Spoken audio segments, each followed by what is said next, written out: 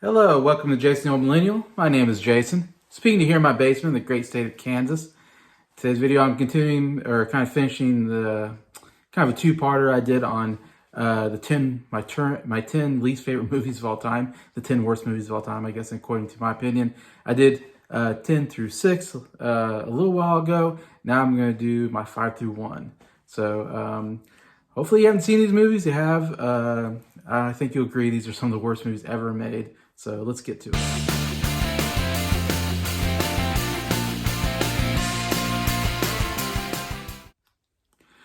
Hello everybody, hope everybody's doing well here on a Monday afternoon.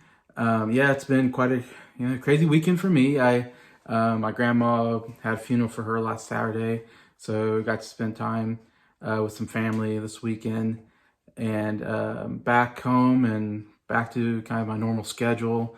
I haven't done any videos in a long time because of how my grandma, she was in the hospital and then she died last Tuesday. So yeah, very emotional couple of weeks for me, but definitely, good to get back to normal somewhat, though it's not going to ever be normal for a while. Try to get somewhat back to a normal schedule here. Anyways, and I did, before that time period, I started this list of 10 worst movies I've ever seen. In my opinion, the 10 movies that I really did not like at all.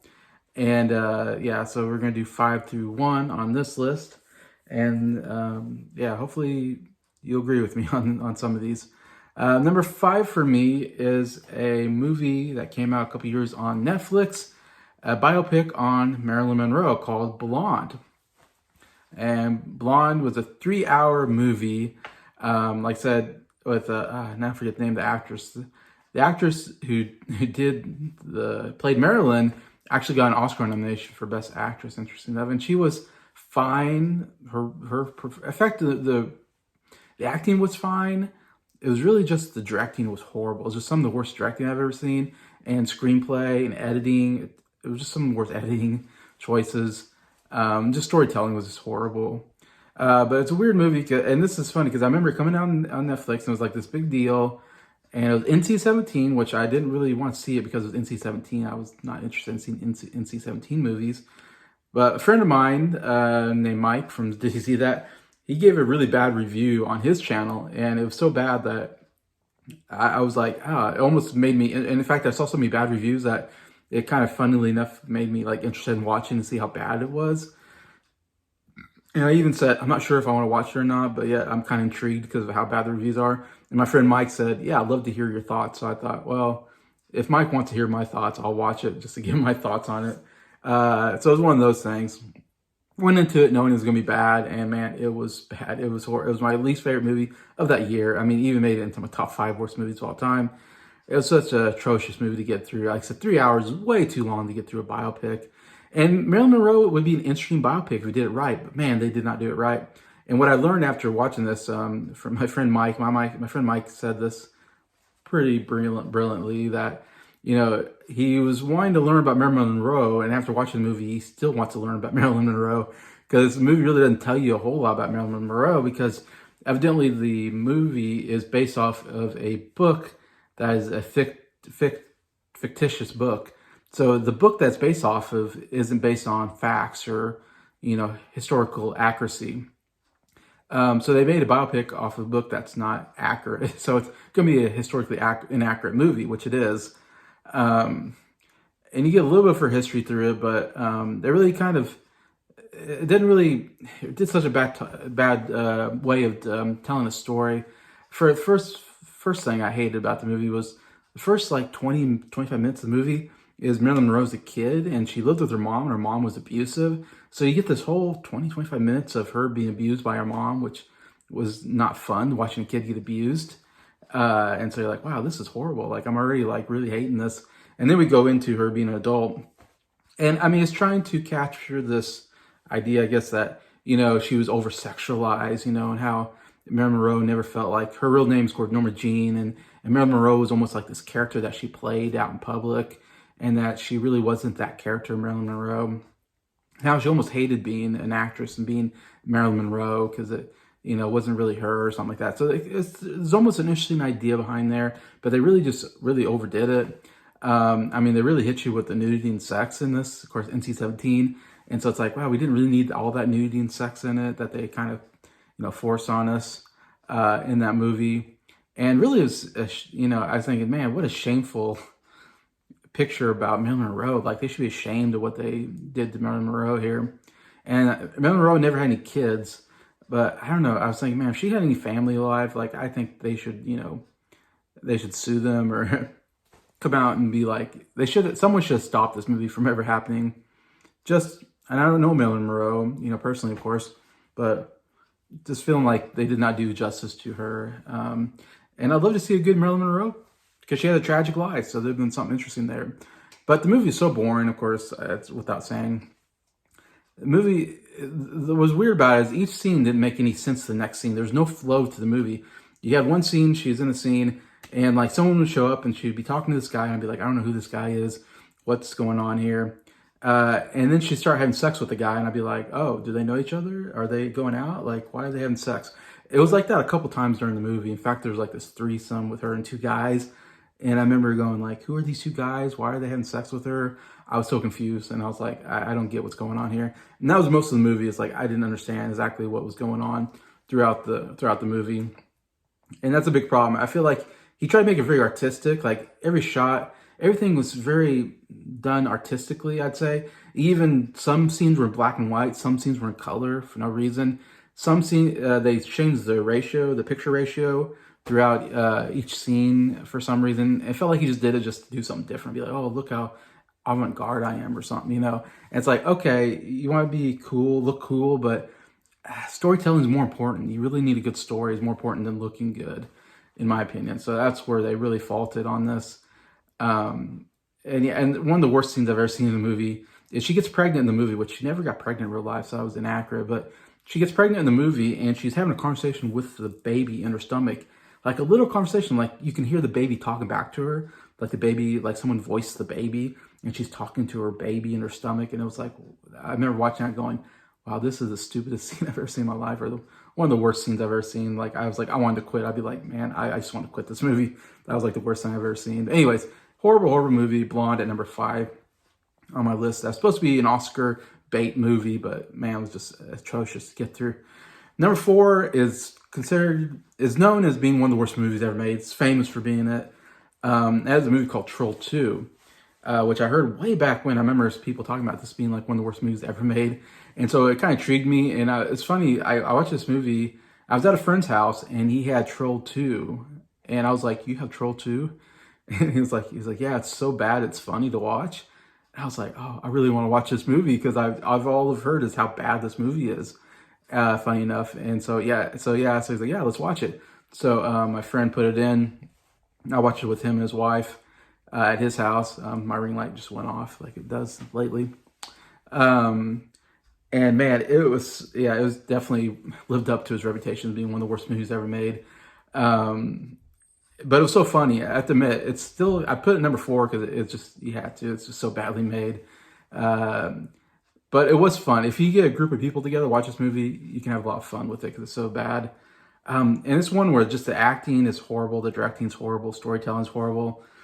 The design of the characters are horrible. It's supposed to be kind of like a horror movie. And funny thing, it's called Troll 2. There was a movie called Troll, which is actually a horrible movie itself. But this has no connection to the first movie. In fact, this movie has no trolls in it. They're goblins. Throughout the movie, they're called goblins. And it spoiled the movie a little bit. They go to this town called Neilbog. And this family, it's all about this family going to this town called Neilbog, and the Neilbog is full of goblins because Neilbog spelled backwards is goblin. So that was kind of a really interesting, twist, when Neil Bog backwards is Goblin. And it's like, that's called Troll. Why is it called Troll 2 when there's no trolls? They're all called goblins. So that didn't make sense. But the director was Italian. I think he wrote and directed the movie. And he got a bunch of non-actors. So all the actors are not actors, really not professional actors anyways. And so the performances are some of the worst I've ever seen in a movie. It's hard to say who's the worst. They're all just horrible performances. Some terrible, terrible dialogue. Some of the worst dialogue I've ever seen. And just the story itself is there's goblins, and what they do is they have this special, but they're vegetarians. Okay, it doesn't make sense. Goblins, but they're vegetarians, so they have to give you this like special food, or they have milk. They have this goblin milk, and if you drink the milk or eat the food, it turns you into a plant, and then they eat you as a plant. Yeah, that's the story. And they get their power from the what do you call it, in London or in England, there's those ruins, those rocks that are set, in a circle. I forget now what they're called, but that's where they get their power from. Anyways, it makes no sense. And sometimes a lot of times the goblins are just human-like, and then sometimes they look like these goblins, and the costuming is just horrible. The goblin costume, it looks, yeah. There's so many great, I say great, like worst scenes that it's like almost funny to watch it. Like the guy who turns into a plant, or his friend turns into a plant, and then he realizes that the goblins are eating his friend who's a plant. And he says, "Oh my God!" And it's like the worst. They're eating my friend or something like that, and then they're gonna eat me. And it's like, oh my God! It was like, it's so funny. It's so bad. It's funny. But there's so many you just have to watch it to experience it. They even made a documentary later on called, because when this came out, I think it didn't come out in theaters, it might have came out on TV or something like that. When it came out, of course, it totally bombed, and I guess in a sense. And there was a list of, or there was some kind of poll of like the worst movies ever made, and Troll 2 was number 1. And the guy who played the kid in the movie, somewhat a professional actor, like he did a couple of professional TV movies or something. And he got his family together, and they're so excited. He was so excited, like, I'm in a movie. And they watched it, and they're like, this was terrible. And he didn't realize it was a terrible movie until all his family was like, this was like the worst thing he's ever seen. And so he quit acting after that. And it's been on him for his whole life. This horrible movie that he did kind of haunted him. And when he became an adult, he made a documentary called Worst Movie Ever Made, which I say check out. I say watch Troll 2, watch the documentary. It's kind of a fun documentary where he, goes around and gets the people that are in the movie and interviews them and talks about how terrible the movie is. And it almost has this cult classic kind of feel to it, where people get to go around and watch this movie together and just laugh and have fun with it. But I still have to put it number 4, because it's still a really badly made movie. But anyway, that's Troll 2 at number 4. Number 3 is another infamous bad movie. In fact, this is probably number 1 on most bad movie lists for a good reason, and it should be. And it's another one where it's a cult classic now, and that's called The Room.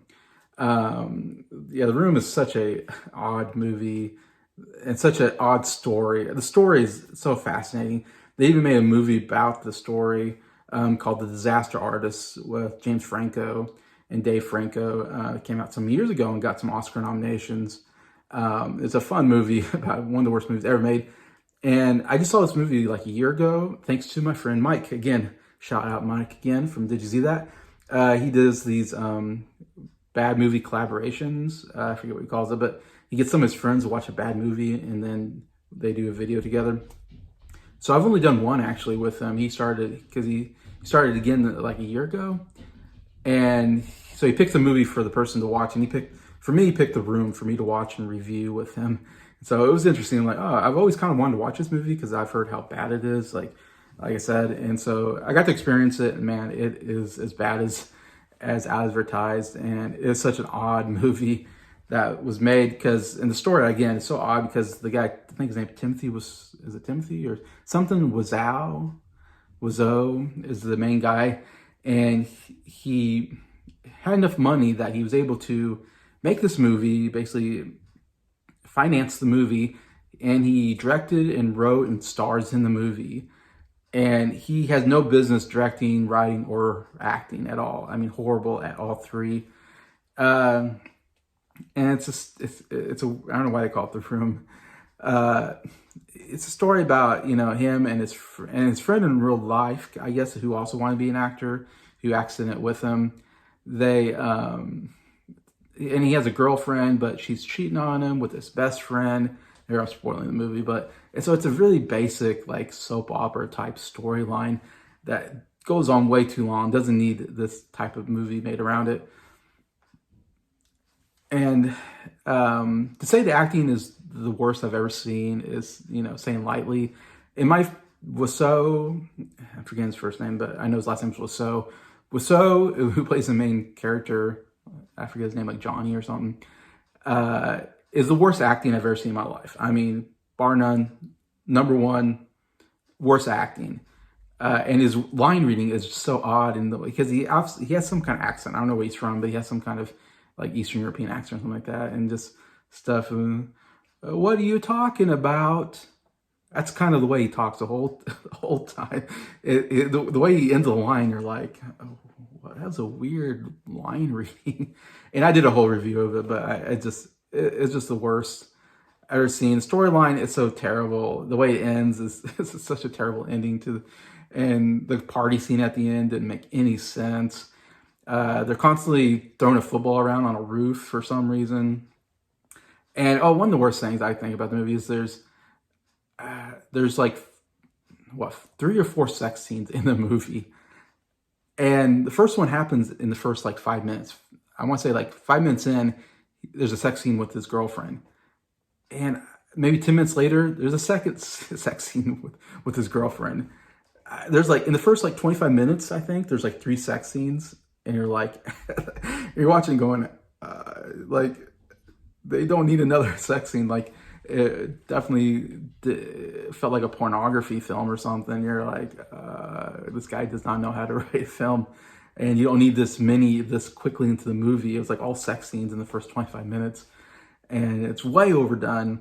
And there's so much to say. There's so many bad character introductions. In fact, there's one character disappears and they introduce a different character later on because they had to rehire, I think, the actor or something like that, or the actor left, and so they had to hire someone else to play another character. And they show up and you're like, who's this guy? Because he acts like he's part of the group, and you're like, but each scene doesn't make any sense. Again, no flow. It's just horrible all around. And yeah, it's so bad. It's kind of funny to watch. I watched it by myself. It was kind of depressing. But if you watch it with a bunch of people, it's actually probably a fun movie to watch. It's just so bad to watch, and the line readings are the dialogue is just like, how did they get away with that? But yeah, that's The Room at number 3 on my list. All right, number 2 is actually a movie that was well liked. It's a Oscar-winning movie, and I think it's one of the worst movies I've ever seen. That's called Nomadland, with Frances McDormand as the main actress in this one. Chloe Zhao directing, who'd go on to direct The Eternals, which did not do very well either. Or this one did better, I guess. And this was actually done in 2020 during the height of COVID. So 2020 was the worst movie ever in the history, not in the history of mankind, history of since I've been alive, I feel like. It's one of the worst years of all time. And it produced the worst Best Picture winner of all time, Nomadland. So it's pretty fitting. The worst year, let's put the worst movie as the Best Picture. That makes sense. That's what we get here, Nomadland. Yeah, all the way to number 2. This won Best Picture. That's why I have it probably number 2. I'm just baffled by people like this movie enough to give it an Oscar. And this is a movie that literally just has no plot. There's no pace to it. Nothing happens in the movie. It is the boringest movie I've ever seen in my life. It just keeps going on and nothing happens. And if something does happen, it's horrible. And Frances McDormand, great actress. She won an Oscar for this portrayal, but this movie is so bad that I would not give it any. And Best Directing, definitely doesn't need Best Directing. It needs someone to know how to direct to do this movie. Someone who knows how to edit to like figure out what to do. Someone who knows how to write a plot need to be in this movie. And there's so many of these movies lately that do this. That get nominated for Oscars and like nothing happens. Like even this last year, Zone of Interest is just about as bad as this movie. It could be in this top 10 worst movies I've ever seen. It was boring. Nothing happens. But every year there's a bunch of these. Tar was another movie that was so boring. Last year they got nominated for Best Picture, and nothing. It feels like nothing happens in that movie. It's like watching paint dry, but watching paint dry would be more exciting than watching a lot of these movies that get nominated for Best Picture. This is the granddaddy of them all, I guess, because it won Best Picture. I did my ranking at the time, 95 movies that won Best Picture, and this was number 95. This was the worst Best Picture winner in my opinion, of course, and I got number 2 worst movie all time. Literally, people walk around and nothing happens. Like, I remember watching it, and like Family Dorn is walking, and you're just watching. Usually you edit to make it more exciting. If someone's walking from point A to point B, you maybe see them start walking, but then you cut, and then you cut to when they're getting to their destination, because that's more exciting than watching them actually walk for 5 minutes to the destination. Nobody wants to see that. Everybody knows that that's not how you make a movie. This movie is like, no, we're going to do it that way. We're going to actually watch this person walk for a couple minutes with nothing happening. And that happens all through the movie. People are just walking around, no dialogue. You're just watching them. It's like we're just watching them in their mundane life. Like, that's not why you watch movies. You watch movies to see something entertaining. You want to be entertained, and watching, like, I can put a video camera in my backyard and you can watch me walk around and do chores. That's not a Best Picture, quality. And this isn't either. And it was such a weird movie because there's almost no actors in it except for like maybe 2. But most of the people are actual just real people that I don't know if they gave a script to, or they just talked off they just had conversations. It was like she's having conversations with real people, but it's not a documentary. But yeah, people in the movie, I don't think they had a script. I think they were just really nomads, people that don't have a home, people that live in their cars and they travel from destination to destination. They get a job here for a couple months and then they leave and they go to another town and get a job there for a couple months. And that's why it's called Nomadland. And I guess these people really exist because the people in the movie are real people that live in their cars. I get trailers, are not RVs maybe, but trailers, tractor trailers that they, have a truck and they, have a trailer they can sleep in, I guess, and all this. And then they just camp out.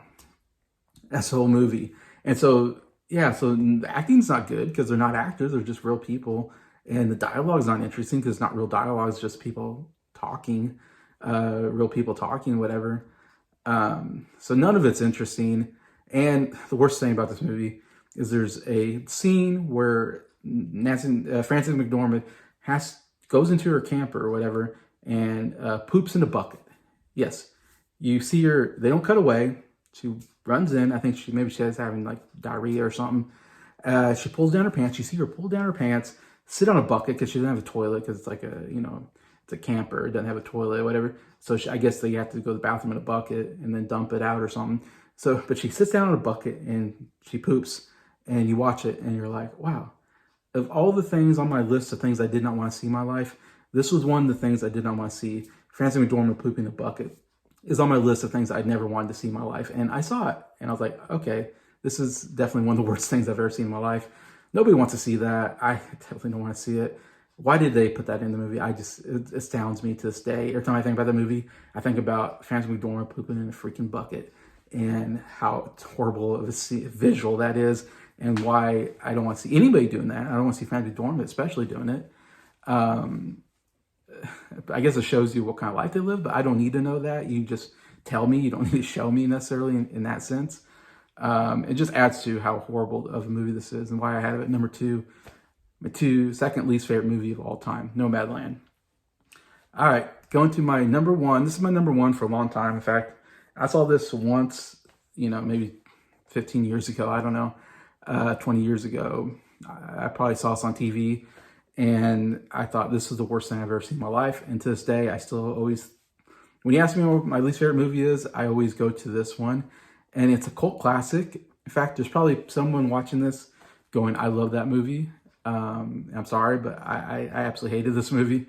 And it is Rocky Horror Picture Show. Yes, Rocky Horror Picture Show, which is a musical with a kind of a horror theme, maybe? I don't know. You can say in a sense, but I think it was like it was an off-Broadway musical that they turned into a movie. And yeah, it's like I said, it's a cult classic. every Halloween, I know they show this at movie theaters, and people go to the movie theaters, and it's like interactive. You say things, you yell things out, you throw things at the screen, and people have a fun time. People dress up as characters, so there's some fun to it. But as a movie as a whole, I think this is just horrible garbage of a movie, in my opinion. In my opinion, if you like it, that's fine. I just don't I don't get the appeal of it. It's just a weird. I guess it comes down to, it's just a really weird movie. And it's about a couple that get married, and they're on their honeymoon, and there's bad weather, there's like a storm, and they get lost, and they come across this like big mansion, and they need somewhere to stay for the night because they can't make it to their hotel, I guess. And so they knock on the door, and I guess they let them in, and it's almost like these creatures from classic horror movie kind of style, dressed very weirdly. Like the one guy's like kind of has a hump on his back, like Igor, I believe, one of the main guys. Of course, then you get to the main guy that owns the place, I guess, who runs the place, played by Tim Curry. And he's a transvestite. He wears women's clothing, women's lingerie. And he comes out and he takes off his robe, and he's wearing women's lingerie, which, in my opinion, is very weird. Men wearing women's clothing. That's just me. That's my opinion on that. And even as young, being, like I said, I was younger when I watched it, of course, and back then it was very, very weird to see that and go, okay, that's not a visual I want to see. I don't want to see a guy wearing lingerie. It's gross, And he wears the lingerie throughout the whole movie, so it's just a gross character to me. And he has this whole song about, I'm a transvite from Transylvania, and that's like a big song he sings, and you're just like, ugh. Anyways, and so you find out he has this he's like basically Dr. Frankenstein, basically what he is. And he has a Frankenstein monster, and the Frankenstein monster, though, is like this really good-looking buff guy, like a male model guy, who's wearing he's just like in a Speedo, and he wants to have sex with it. I just saying that loud just makes me cringe and just hurts my brain. Just saying that loud, it's such a horrible idea for a movie or a plot or a story. Dr. Frankenstein, he makes a monster thing, but in this sense, yeah, he wants to have sex with his monster. That's the whole point of it. Yeah, it's a horrible idea. And he runs around chasing it. In fact, there's like a scene where he comes alive, and he's like chasing it, and it's like running away, and he's like, ooh, he's like he wants to have sex with it so bad, and you're like, I'm watching, oh my God, this is so terrible. And then Meatloaf shows up. Meatloaf, before he became like really famous, I believe, he was just a Broadway singer. He shows up as this motorcycle guy who's half human, half, I forget, something else. And he shows up, and I'm spoiling the movie. Sorry, I'm going to spoil the movie. But the main character, Tim Curry's character, is upset that he interrupted him when he's trying to have sex with his monster thing that he made, and kills him. He murders him just out of nowhere. And it's like, okay, that's the end of that character.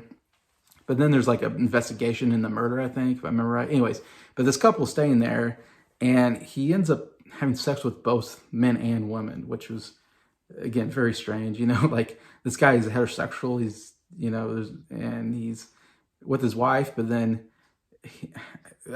someone correct me. I believe that's what happens. I've kind of blocked out most of this movie. I think it's so terrible. But I believe Tim Curry character has sex with both the bride and the groom in this sense, which is like, what? Why does that have to happen? And then I think the bride, who's a famous actress, I think it's like Susan Sarandon or something like that, is like the actress. It's like a famous actress playing the bride part. And then she tries to have sex with the monster guy, I think, at one point. It's just really weird. It's just weird and gross, in my opinion. At the end, they're eating food, but I think they're actually eating meatloaf. Not the food meatloaf, but the guy meatloaf. I think he made them, and I think he cut them up and made them into a meal. I think they're eating them at the end or something like that. Again, correct me if I'm wrong. That's my memory of it. It's just a weird thing. It's like, oh my God, I didn't eat that either. And then, again, spoiling the movie, at the end, the guy that's like the Igor character, who the guy playing the character is the guy who wrote the original musical, who was a transvestite in real life too, or something like that. He liked women wearing women's clothing, and all that. So that's why you get that. That's why the movie's so weird, I think, and you get those kind of characters throughout. But anyways, so at the end, I think he turns into he turns out like he's an alien, and they take him and they go off into a spaceship, and then they go off, and that's the end of the movie. Again, correct me if I'm wrong. I think that's what happens at the end.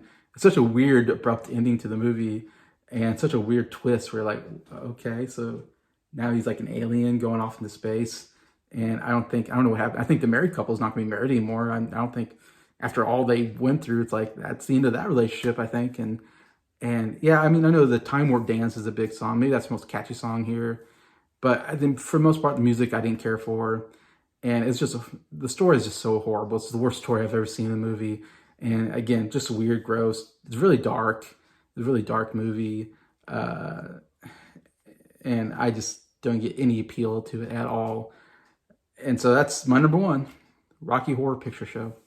So feel free to comment. I know you might say, what, Rocky Horror Picture Show? That's like one of the best movies ever made. I hope not. But tell me if you've seen any of these movies.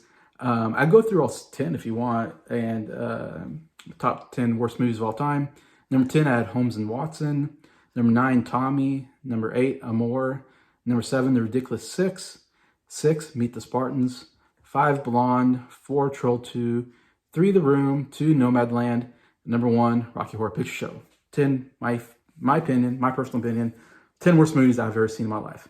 There's other really bad movies I haven't seen that didn't make the list, and there's other movies that kind of came close, so it's hard making a top 10 because there's so much bad movies out there. But as a 10 I came up with that just really stuck in my mind as ones I just really did not like watching. Even though The Room and Troll 2 were kind of fun in a sense, it's still just so bad. It has to be on this list. But anyways, yeah, comment what do you think about these movies. Are they some of the worst movies you've ever seen, or do you really like them? I'd love to see the comments. Always enjoy that. Anyways, besides that, just want to thank everybody who's watching this video. Thank you for liking it, and thank you to all the subscribers for supporting the channel. I really appreciate you all and hope you have a good day.